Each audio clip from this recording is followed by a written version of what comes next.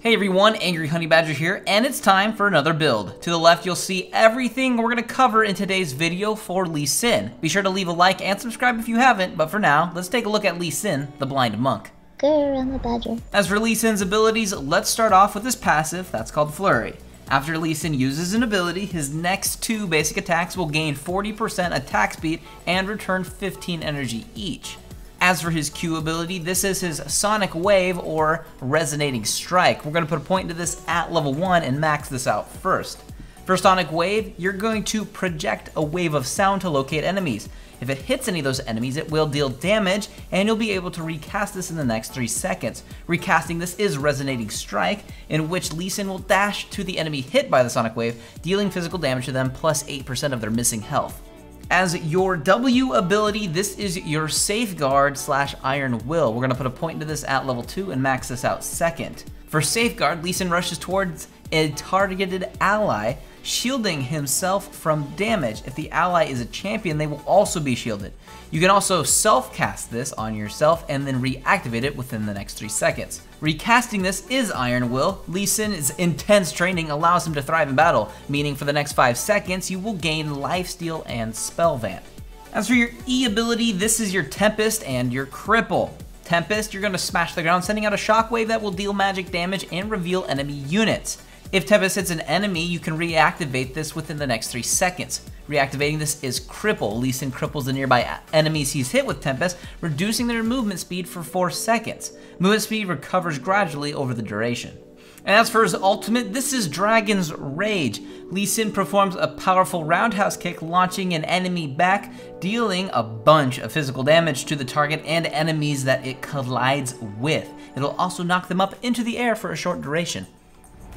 As for his rune page, I like to take attack damage marks, armor seals, magic resist glyphs, and attack damage quintessences. And for his masteries page, you're going to want to take 21-9-0, 21 in the offensive tree to focus on damage, and 9 in the defensive tree because that's just how it works. The first counter we'll look at is Trundle. Lee Sin doesn't really have means to deal with Trundle, and he's going to sap your attack damage with his bite. Trundle also likes to invade, so ward up. Next is Udyr, yet another champion that will more than likely invade you if you're playing Lee Sin. He can also deal some impactful damage to you mid-game, so be careful if he does invade, and once again, ward up, because he's going to look to do it. And finally, there's Pantheon, with a great passive for dueling and an easy way for him to proc it and stun you. It's extremely hard to trade against Pantheon as Lee Sin. He'll do a lot of damage right away. If you see him, just run away, and once again, wards are helpful. Buy them. As for champions that Lee Sin does well against, let's start out with Fiddlesticks. Fiddlesticks is kind of in a crap spot in the moment in League anyways, but you can easily walk into his side of the jungle and steal buffs with Smite while he's draining them. He really doesn't do anything to you. Next is Rengar.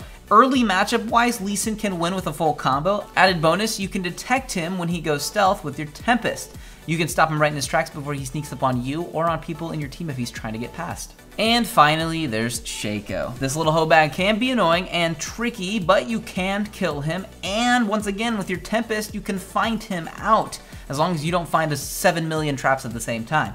Tag him with Shockwave right before you think he's gonna go invis, and follow it up and then land a Tempest, find him and kill him. You can do it. As for champions that synergize well with Lee Sin, those include Yasuo, Ryze, Irelia, Alistar, and Braum. So with Yasuo, it's all about the knock up for him. It's good synergy. As for the others, honestly, anybody really goes well with Lee Sin because of his ganks and the way he sets them up in general. Although champions with crowd control kind of work a little bit better with Lee Sin just because you get better results on those ganks. As for the items I like to build on Lee Sin, there's actually 2 ways I think you should do it. There's a solo QS style one where you build a lot of damage and deal significant damage on catching people and in fights. The other style is more team oriented and still for setting up fights, but it's more defensive.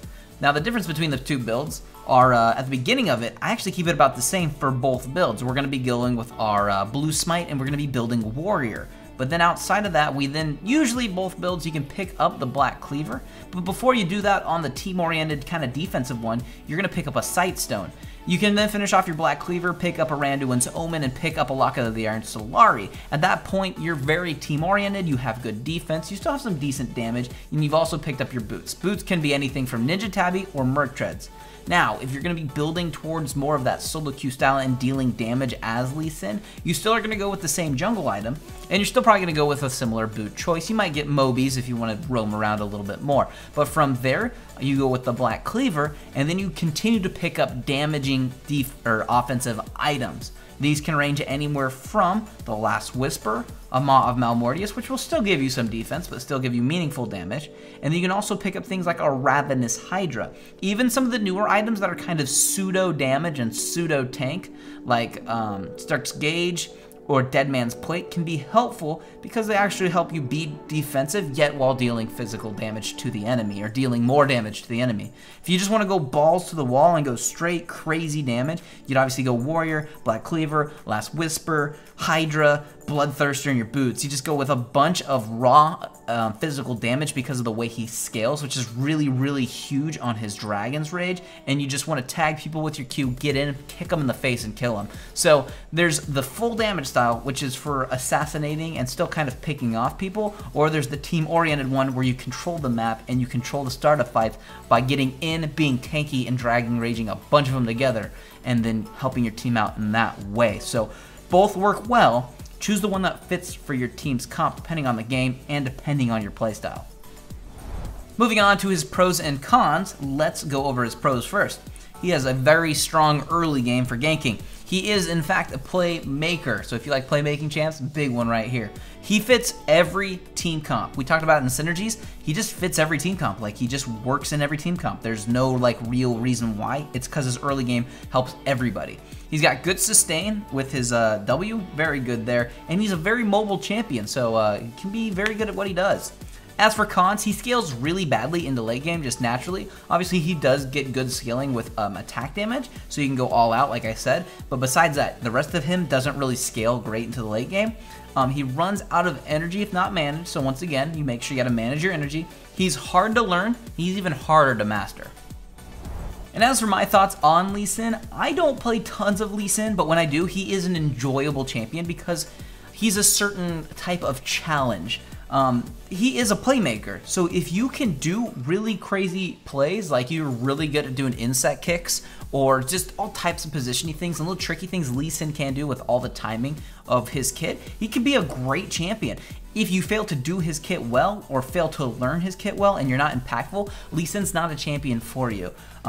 He's not, I don't know, I don't want to say he's the hardest champion in the game. I don't think he's the hardest champion in the game, but the problem is, because he doesn't scale great into the late game, typically, if you're not good with his kit, you don't have an impact early, you never have an impact in the game, and that aspect of him makes him one of the hardest champions in the game. At least if you're bad with a champion like Azir, who has a very high scaling curve to the champion, eventually if you get to a late game point, you're gonna eventually hurt somebody because of the way he scales, but Lee Sin doesn't scale, so you gotta be careful with that. He is a very impactful champion. If you take the time to learn him and get good with him, you can honestly climb elo crazy if that's what you're looking to do. If you just want to have some fun and play Lee Sin, go for it. He's a fun champion to play, in all honesty, but that is Lee Sin in a nutshell. I hope that this video guides you to more victories on the Rift, and I'll see all of you in the next build video.